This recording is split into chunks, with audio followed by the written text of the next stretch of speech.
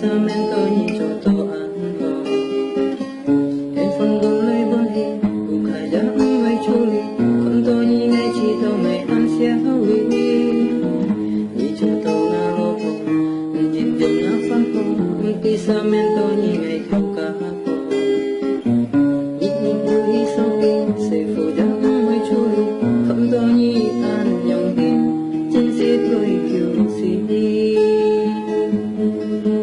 Hãy subscribe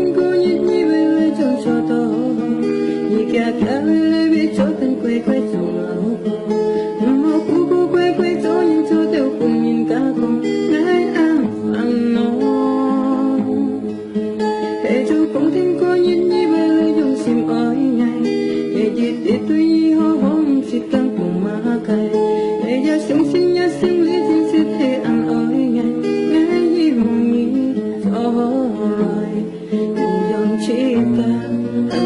bỏ chỉ đó chính xác ăn khởi xem nhịp nhịp khi nhịp nhịp xa nhịp to lo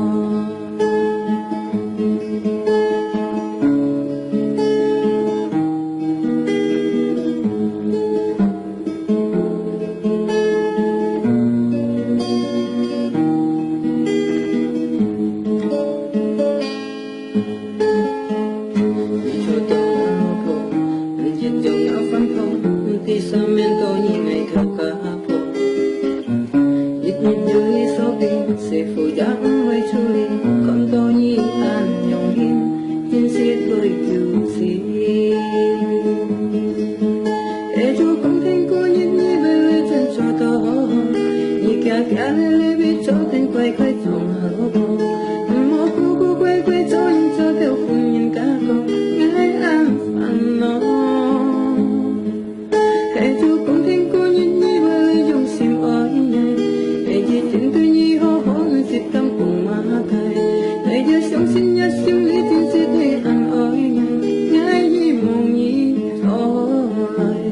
nhịp dòng chỉ ta hàng ta ôi chi ngày giờ chỉ tôi chính sẽ ăn thời xin nhịp xa nhịp leo lo Hãy subscribe